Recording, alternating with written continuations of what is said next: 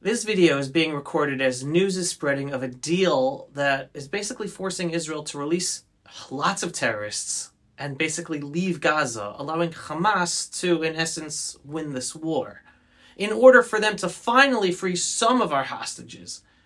And that this deal is only being accomplished because of tremendous pressure from incoming President Trump, not just on Hamas, but on Israel. So first of all, my question is, why is it accepted that the Jewish people of Israel, despite being subjected to the worst invasion, massacre, attack, mass kidnapping of men, women, grandmothers, grandfathers, children, even babies, that we can't be allowed to win a war against our Islamo-Nazi enemies and ensure that their heinous crimes against us, that they can never do that again against us? Why are we the ones being pressured? And not Hamas, Iran, Qatar, and Egypt, the ones who were all involved in the horrific October 7th tragedy. Yes, even Qatar and Egypt, two countries that Biden and now Trump's team are also working with today on this latest deal. Those two countries were directly involved in supporting Hamas on October 7th, 2023. So why is it that in all of these deals, first with the Biden administration, and now allegedly under the incoming Trump administration, that Israel can't be allowed to do what we need to do to win this most just war and protect ourselves and annihilate an evil and immoral enemy? Well, now I want to take a step back for a second, because regardless if a deal is achieved or not, why is it even acceptable that Israel must be the ones pressured to give in to demands of our Islamo-Nazi enemies? In what world of morality is that even acceptable? How does that work in Trump's world of peace through strength? It doesn't. Something does not add up at all about this latest deal that's in the news, which might be going through as we're recording this video. So many things do not make sense about this situation. I'll give you a few of them. President Trump knows that Hamas is the bad guy. He warned that hell would break loose if Hamas did not free our hostages by the time he became president on January 20th.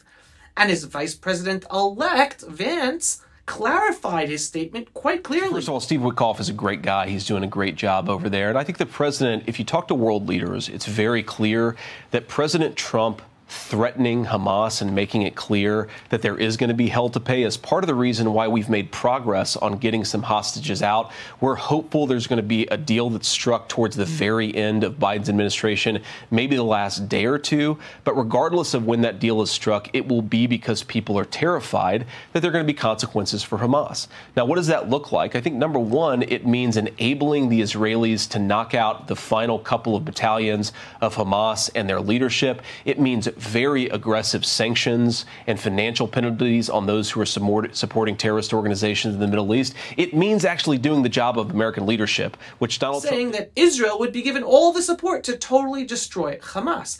So why would Trump right now be pressuring Israel to appease all of Hamas's demands to have to release over 1,000 horrific Islamo-Nazi terrorists, pull out IDF forces from Gaza, and give Hamas and the whole Islamo-Nazi world the understanding that they ended up beating us? Pressuring Israel to agree to a horrendous deal that allows our Islamo-Nazi enemies to believe kidnapping and massacring innocent Jews is good business for them is not just horrible for Israel, but for the whole freedom-loving world, because that appeasement will impact all of you.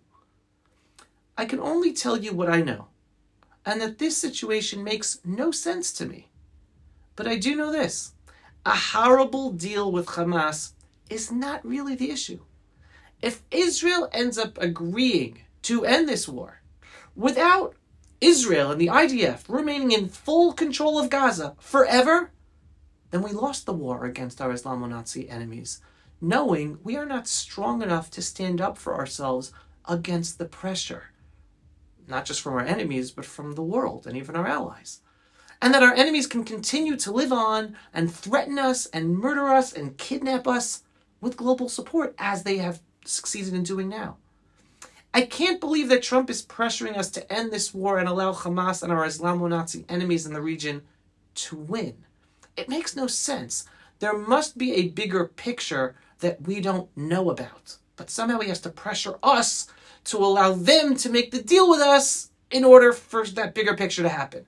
Netanyahu has held out, giving in to all the horrific Hamas demands for over a year, knowing how dangerous it would be for Israel.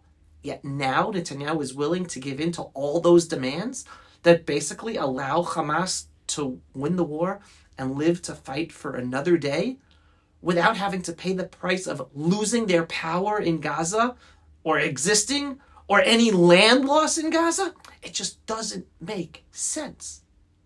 Regardless, reconquering Gaza and making Gaza Jewish again is the only just, moral, and correct way to end this war. And it is inevitable that that day will come. Otherwise, all of our dead and injured soldiers from fighting in Gaza would basically have died and become injured in vain. Until the next round of Islamo-Nazi terror that rises up against us to kill us and massacre us and kidnap even more of us.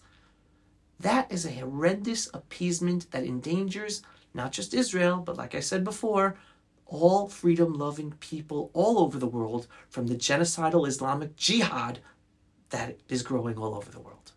So regardless of what happens with this deal, the Jewish people in Israel are waking up slowly and recognizing that our enemies only care about land, and the only way to protect ourselves is to liberate and take away all the land that they used to attack us from. Despite the world pressure, we will be reconquering our biblical homeland and remaining there forever. Gaza, southern Lebanon, southern Syria. It is not a matter of if, but when. Obviously, the sooner the better, with the least amount of losses, that also then is a protection to the whole freedom-loving world. This war and potential deal are not just about saving our hostages in Gaza today. This is also about ensuring that we never have massacres or any more hostages taken away by our Islamo-Nazi enemies ever again. And one last thought. The leaked reports are saying that Hamas will be releasing around 33 hostages before January 20th, while still holding on to the remaining hostages for another month or so. Again, this is according to the leaked information. Trump's warning clearly said that all of our hostages must be freed by his inauguration on January 20th. By Hamas only agreeing to free some of them according to this deal that's being talked about. Does that mean that then Trump will allow Israel to do everything we have to do on January 21st to totally destroy Hamas, stop all the aid to Hamas, and reconquer Gaza for good because they did not really end up listening to him? I have no clue, but it's an interesting point to think about, especially as rumors are circulating that only around 30 hostages are still alive, and hopefully we will have most of them freed by January 20th, according to the leaked information about this deal, if and when it goes through. Again, this is all speculation, but something to think about. I just can't accept that Trump is forcing us to lose this war and allow Hamas and our Islamo-Nazi enemies to come out looking like they beat us despite taking a beating for 15 months. So here I am in our Holy Land praying for a quick freedom for all of our hostages in Gaza and for a quick and total victory over our Islamo-Nazi enemies.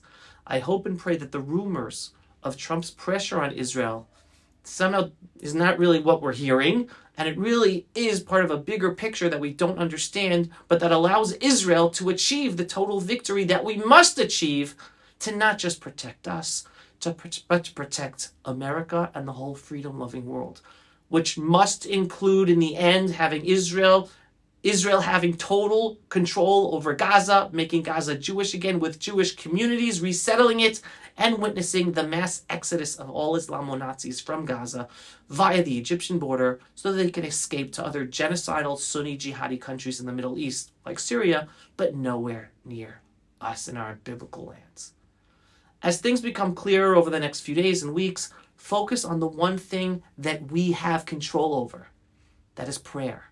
Pray, pray, pray, and strengthen your faith in the one above. He's got this even if we are totally confused. Good times are coming.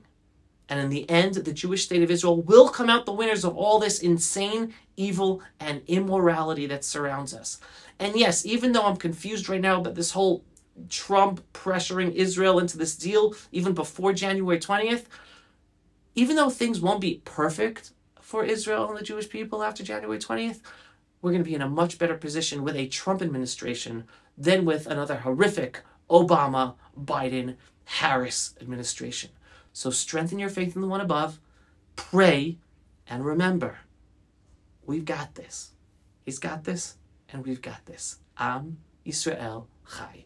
If you are not yet a subscriber to our daily Pulse of Israel, inspiring, belief-based, politically incorrect truth about Israel, the Jewish people, and the freedom-loving world, what are you waiting for? Go to pulseofisrael.com and click to subscribe. And yes, we are a donor-based operation. We need your support. We need your donations. We are heavily censored across all social media platforms and shadow bans, and it's thanks to your donations that we're able to get our videos seen. We want them to be seen more on more platforms by more people, and it's thanks to your donations that we're able to make that happen. And we need even more money to make it happen even more.